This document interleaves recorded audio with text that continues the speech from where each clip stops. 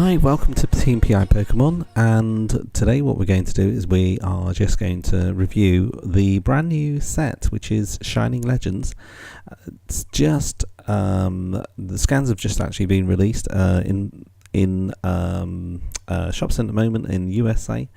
Fans who have been able to look at the cards have actually been able to buy it through PokemonCenter.com, and they've been receiving it early in the mail as advertised in those stores. They're very, very lucky. The Shining Legends Elite Trainer boxes won't actually be released in stores until October the 6th, and at this moment in time it is the 24th of September. So we've had to rely on a lot of the internet websites to give us some of the leaks, and I just want to say a huge thank you to the staff at PokeBeach.com, your ultimate phone Pokemon fan site. I just wanted to make sure that I gave them a lot of credit really for all of the Shining Legends scans that they've actually been able to put on with all of their contributors. Significantly, there's one contributor, Pac-Man, for the majority of the photos that have been shown. Pac-Man, if you are watching this, I'm more than happy to add an extra link to any of your websites.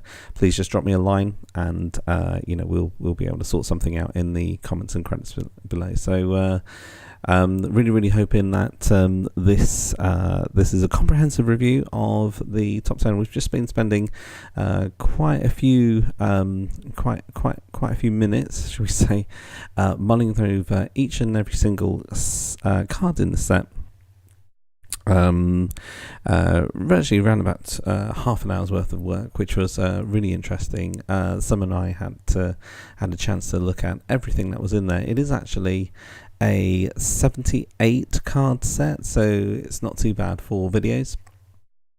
The full card set you can find on PokeBeach.com. Just type into Google PokeBeach full English Shining Legends set list. It's not what I wanted to do in this video. I didn't want to review each and every single card, but what I wanted to do is I actually wanted to get the top cards in my humble opinion that we'll see play, and cards that I hope people will be finding very, very useful. So we've got a top 10 right at the very beginning. As you can see, I've got a slideshow going on, so and I'll also try and give as many reasons as I can in terms of why it is that I've actually chosen each of these cards. So in at number 10, I spotted one of the Shining Ho-Hos.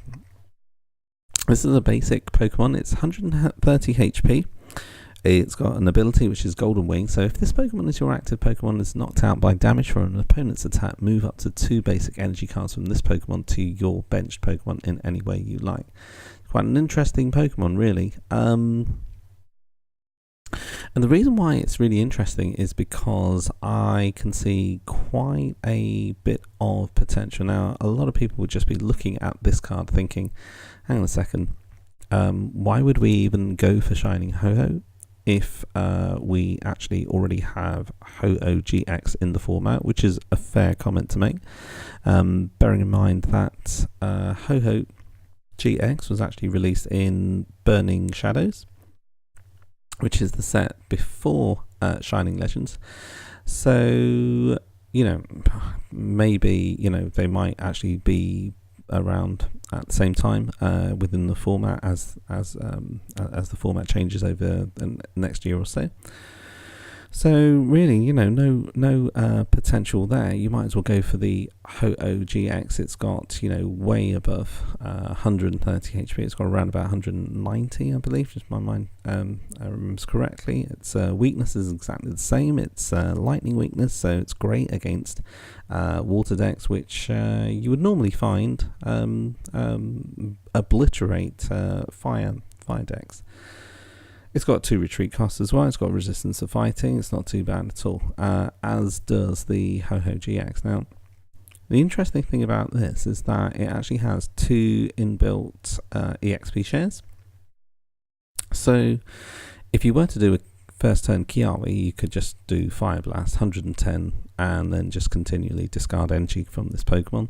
That's kind of like the immediate benefit. And if that Ho-Oh does get knocked out, you've actually got 2 fire Pokemon. If you had fire energy on this, you could move them to your bench Pokemon in any way you like. So you could just move them straight away to a Volcanion EX on the bench, for example, or you could even use it to power up a Turtonator and just head out for 160.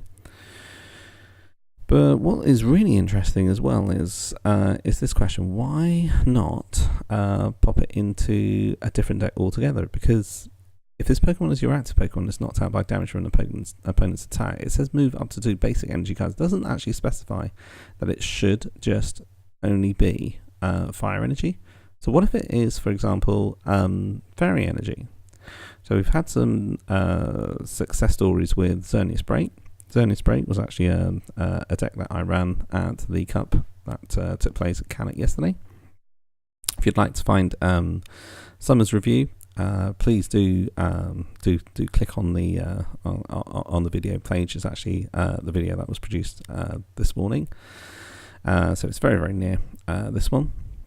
So what if you start off with Geomancy Xerneas? What if you then popped 2 energy onto Shining Ho-Oh? Well, if your opponent is trying to destroy your energy and obliterate it from the field, the first thing they're going to try and do is they're going to try and play Field Blows. So they'll try and destroy your EXP shares. And that really helps mid to late game against the Xerneas Break deck. But if they were, to attempt to Guzma out a Shining Ho-Oh, for example, and knock that out, there would absolutely be very little point whatsoever, because if it already had 2 fairy energy on it, it would actually then be able to move those fairy energy to whatever it wanted to, or whatever you wanted to. So you could actually just power up a Xerneas Break from 0 straight away, retain all of the energy. So there's real potential. I'd like to experiment with Shining Ho-Oh in a Xerneas Break deck, and I'd like to see what the results are. You would only lose 1 prize. It just wouldn't be worth wouldn't be worth it for an opponent to actually knock that out. So that's food for thought. It'd be great to see how that pans out. Now, obviously, Shining Ho-Oh is something that you start off with. You might have to consider running Fairy Garden, because you could just retreat. It's just something that can be interesting to work in. Okay, that was number 10, Shining Ho-Oh. Now, number 9. Identify Shining Genesect. It's a grass Pokemon, 130 HP. It's got 2 retreat costs, a weakness to fire, which is only expected. The reason why I put this one at number 9 is because it is, simply speaking, a carbon copy of Flareon EX, and I think that it does have potential. Now, we really need to start seeing some powerful grass decks take advantage of this, but maybe a Shining Genesect in Tapu Bulu deck, for example, might actually be a nice sponge for some of the energy, so you can actually just move the grass energy onto it from your other Pokemon onto that Pokemon.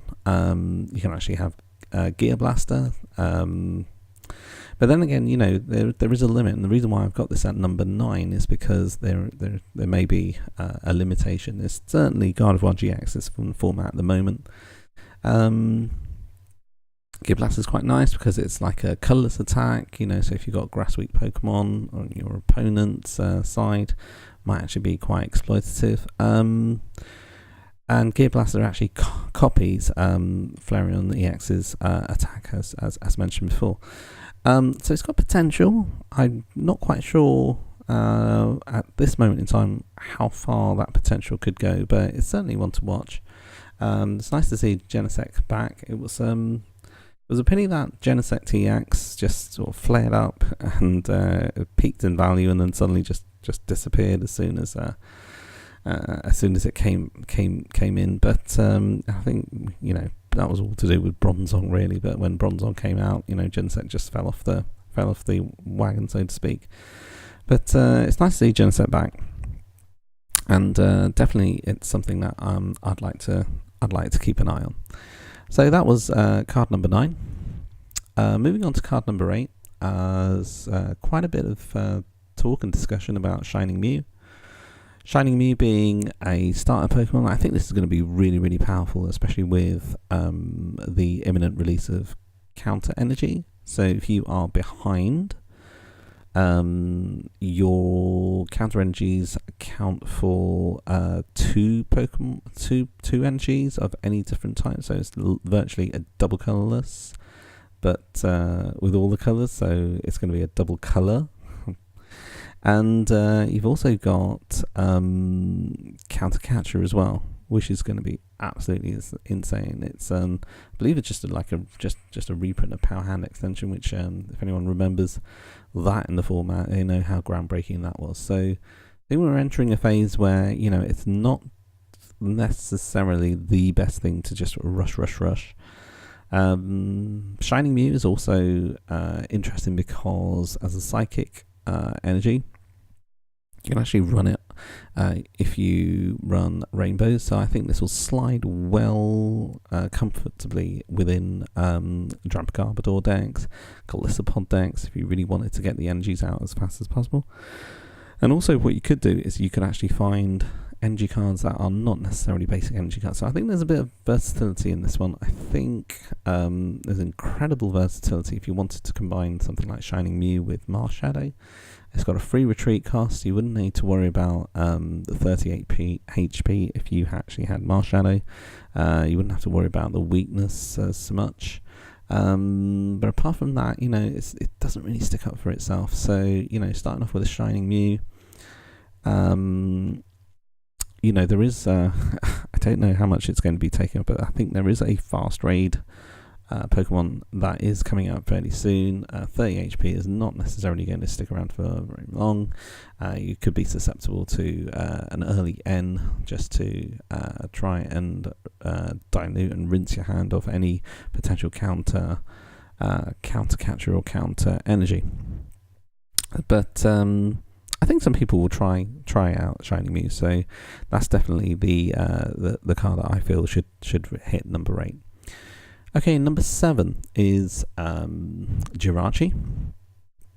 So Shining Jirachi is not too clear on the picture at the moment, so I do apologise, but the weakness is actually Psychics. It's got a single retreat cost. Stellar Rain. I actually got really hyped up about Shining Jirachi. 70 HP. I thought it was going to be the natural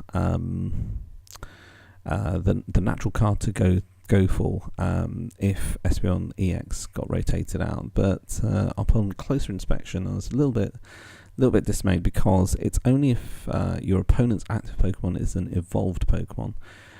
It's 10 damage, devolve it by putting all of the evolution cards on it into your opponent's hand, which would just be absolutely great if that affected every single one of your opponent's Pokemon, but I think that's going to be far too strong an attack. But nevertheless, it's a really good card to have around in your artillery. Card number 6, I believe, is Carnivine. I really like cards like Carnivine. You've got Guzma at the moment, which can break out of it, and you've also got Floatstones, but unsuspecting Garbodors that have choice bands attached to them. Flick Poison is great to have in a grass deck. Switch one of your opponent's bench Pokemon with their active Pokemon. The new active Pokemon is now poisoned. I've won state competitions in the past with cards like Cryogonal. It's a really nifty thing to have. I mean, this kind of strategy goes all the way back to cards like Brock's Mankey, so in the original Gym series set. So definitely well worth keeping like a one-off. It's something that could take an opponent by surprise. 100 HP as well, so it's going to be sticking around, and it also has the poison as well, which is really cool. So I like that. That's that card number 6. Card number 5. I think its ability is Curse Whirlpool. as long as this Pokemon is your active Pokemon and your opponent's active Pokemon can't retreat, I think this is really, really interesting. It destroys Floatstone. Your opponent has to play either a switch or a warp energy to waste it on whatever's trapped. So, you could bring up a Garbodor. If they play a Guzma, they don't really deal with the actual problem itself. They deal with dealing with Spiritomb at a later time. You got the Spiritomb on the bench. Kind of reminiscent of, I think, Snorlax. They actually have this ability as well. Preventing retreat can potentially win games, and anything that can potentially win a game and bring about a new win condition by decking out is always going to be appealing. So that card's in at number 5. Number 4, Stunfisk. So we were going through these cards, and I was just about to, go over this one. And then Summer was actually looking at this, and she then said, "Well, what about having this in, like, for example, a Tapu Bulu deck?" And I was like, "Oh my goodness me!" So I had a look at it. Headbolt 70 can knock out a Drampa with a Choice Band. I think it also can one-hit KO a Tapu Koko as well. And this was a really, really great strategy to have. I think if you are quite susceptible to fighting weak Pokemon, such as Drampa GX, someone commented that this would actually be really, really good to have. You could just power it up with Tapu Bulu, have it as a threat. It's got a lightning attack, quite useful to have. Something in your artillery that can actually take care of fighting weak Pokemon. So number 3 is Warp Energy. Now, this was completely huge when it was initially released, and I think it's going to have just as much impact, if not more impact, at this moment in time. It's an energy, it's colorless energy. You can use it just to bring back your Pokemon. It doesn't contribute to an extra item in your discard pile. And it's great. I think it's going to be great to have in things like Xerneas. I think it's going to be awesome to have just as an extra bit of security with things like Garbodor, Garbotoxin Garbodor. You can just stack an energy on there. If you've got double colorless, you can just put that on there as well. It's something that can't be field blown. It might start to tempt people to play something like Enhanced Hammer, but by the time you've played it, you've already played it. You've already gotten its value out of it. So definitely one to watch. Warp Energy. I think it's going to be really, really huge. Number 2, some people would be quite surprised with number 2. It's a grass starter. I think it's the ideal grass starter. Flippity flap. Shuffle your hand into your deck and then draw 6 cards. I think it's really, really good. Brand new hand is always going to be pretty good. Can everyone remember Cleffa? I think this is going to be great, especially when you have an era now where you're actually starting to not necessarily want to draw first blood in your matches. And Rally Back is not actually too bad at all. If any of your Pokemon were knocked out by damage from an opponent's attack during their last turn, this attack does 90 more damage, and it's a grass and a colourless as well. So again, thinking about Tapu Bulu, it actually be really, really cool in that. So that would do 120, and if you're just up against anything really, anything grass weak, you're in a great spot. You got to remember that it's Pokemon that were knocked out by damage, not necessarily knocked out by counters. Things like Greninja, Giant Water Shuriken. And I think the top card in this set is the basic Hooper. It's got exactly the same ability in effect as the Stage 1 Ninetales. It's got Scoundrel Guard, prevent all effects of attacks, including damage done to this Pokemon by your opponent's GX and EX Pokemon. I'm gonna go out on a limb. I'm gonna actually say that this could potentially be enough for Darkness to actually make a comeback. And in that sense, I think that it might be worth just hanging on to those Darkrai GX and EXs. I think it's actually going to be enough for it. But I'd like to know. I'd like to know what other people think about it. Of course, you'd be able to use Super Cybolt for 80. I think it's great as well to have in decks like Garbodor, or even Golisopod as well. I think you'd be able to use and exploit Super Cybolt with that. 80 is a very, very strong attack to have as a last minute fling. So there you go. I'm going to give an honorary mention as well to a card that's not actually appeared in the set, but will actually be in super duper premium boxes, which is Shining Celebi. It has an ordinary 30 attack, but its ability allows you to effectively use any previous evolutions that you have evolved from all of their attacks. So in effect, it is a Shrine of Memories, which has been rotated out. So some people will be able to exploit that. Mewtwo fans will be able to rejoice at the return of Shining Celebi. They'll be able to use their pre-evolution Mewtwo EX cards. So yeah. So there you go. That's a full rundown. Drop your comments in the comment section. I certainly hope that it's been a full and fair assessment. Please, like and subscribe, and look forward to hearing from you in the comment section about what you think the correct order is. If you have any disagreements, thanks very much for watching. And take care of yourselves. Bye for now. 'Cause we are the dreamers to go through the night.